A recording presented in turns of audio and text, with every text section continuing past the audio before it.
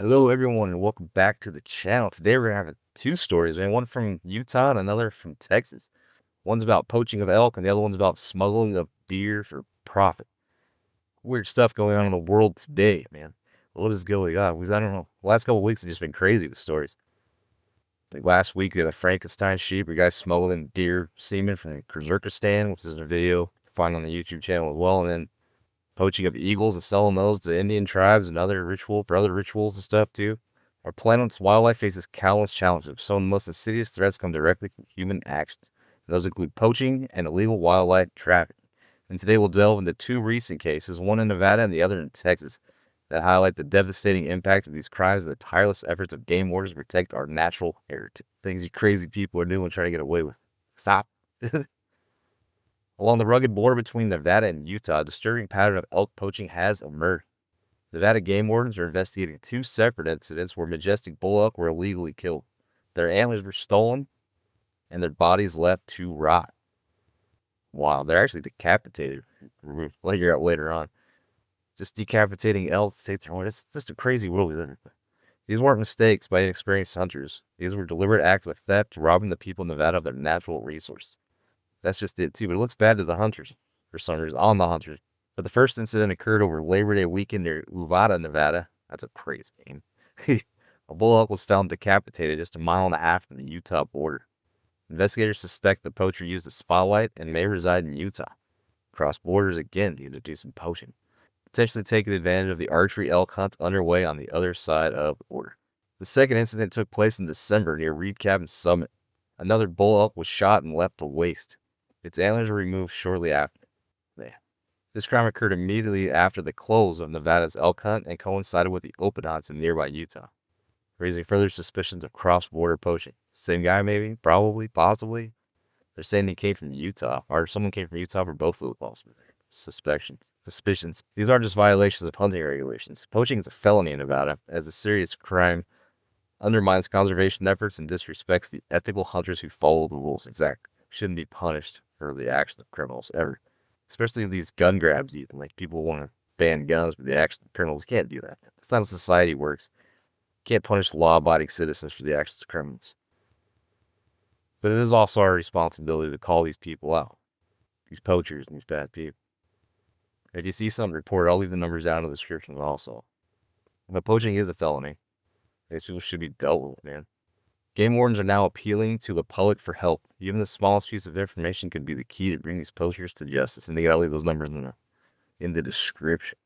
And now we'll go a couple states over to Texas, where game wardens recently cracked down on a sophisticated deer smuggling operation. Why are we smuggling animals again, man? This case highlights not only the illegal trafficking of wildlife, but also the critical importance of disease prevention, particularly chronic wasting disease. We'll post a description of what that is right quick, too, if you're not familiar with what chronic wasting disease is.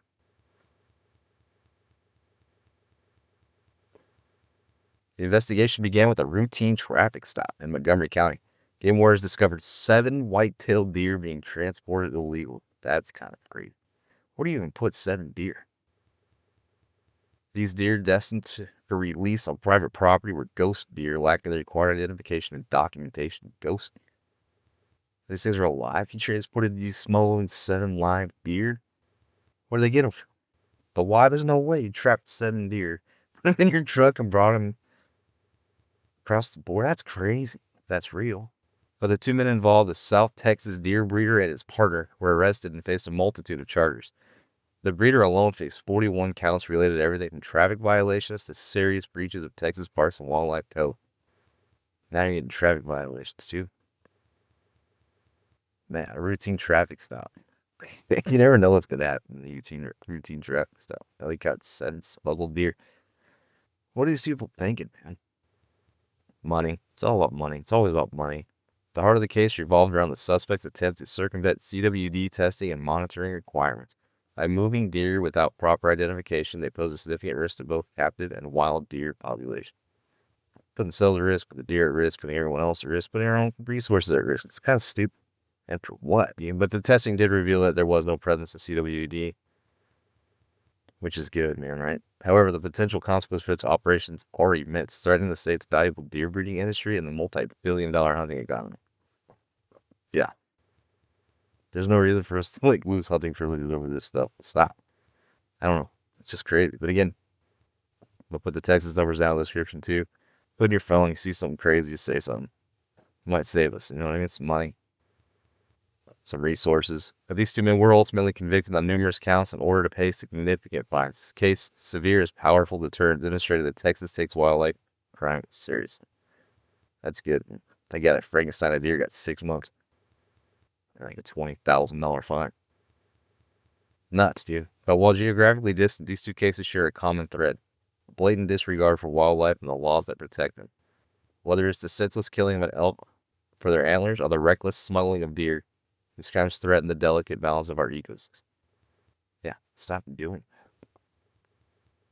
Stop. It's crazy. Smuggling, now we're smuggling deer. And there are diseases that can happen when you do that stuff too, man. So you have to take shots when you travel outside the world. Outside the world. We have to travel to other parts of the world. I guess those going outside the world. That's how Mars. I remember get kind of, they usually got to take to go to Mars anyway. Who knows, man? But poaching and wildlife trafficking are not isolated incidents. These are symptoms of a larger problem: the exploitation of the natural world for personal gain. These crimes not only harm individual animals, but also undermine conservation efforts and jeopardize entire species. Protecting our wildlife is everyone's responsibility. We can all play a role in combating poaching and trafficking by reporting suspicious activity, supporting conservation organizations, and educating ourselves and others about the importance of preserving our natural heritage. It's real, man. These things are happening. It's not like a imagination.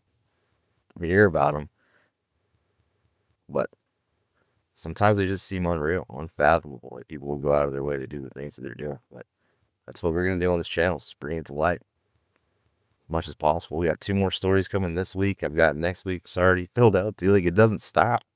These people were wild. But man, the idea is to like work together to ensure that the future generation can enjoy the wonders of the wild. That's crazy stuff too. We're gonna do other things too, like hunting stories, trophy stories. There was a big deer that was killed in Idaho. It's got a neat story to it. It's also some like haunted woods, hiking, camping, hunting stories as well. It's a list of things. If you're getting this kind of stuff, like, subscribe, share. That's gonna be it for this. Later.